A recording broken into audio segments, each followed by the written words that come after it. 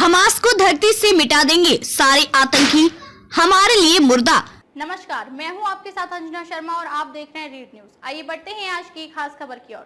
Netanyahu की नई चेतावनी, अब तक क्या हुआ?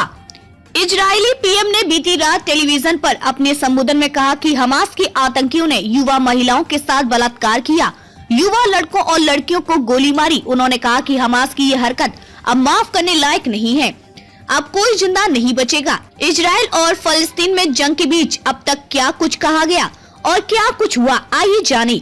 हमास के हमले के बाद से इजराइल बदला लेते हुए लगातार रॉकेट दाग रहा है। प्रधानमंत्री बेंजामिन नेतन्याहू ने सार्वजनिक रूप से हमास को कुचलने और नष्ट करने की कसम खाई है। नेतन्याहू ने कहा कि हमास का प्रत्येक सदस्य उनके लिए एक मरा हुआ व्यक्ति है, अब कोई जिंदा नहीं बचेगा। इजरायली पीएम ने बीती रात टेलीविजन पर अपने संबोधन में कहा कि हमास के आतंकियों ने युवा महिलाओं के साथ बलात्कार किया, युवा लड़कों और लड़कियों को गोली मारी।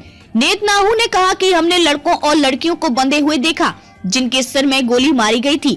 पुरुषों और महिलाओं को जिंदा जलाया गया। बता दें कि अब तक की लड़ाई में इजराइल और हमास दोनों के कम से कम 2300 लोग मारे गए हैं। उन्होंने कहा कि हमास की यह हरकत अब माफ करने लायक नहीं है, अब कोई जिंदा नहीं बचेगा। खबरों में अब तक के लिए बस इतना ही। फिर होगी आपसे मुलाकात कुछ ऐसी ही खास खबरों के साथ। तब तक के लिए नमस्कार और देखते रहिए रीड न्यूज।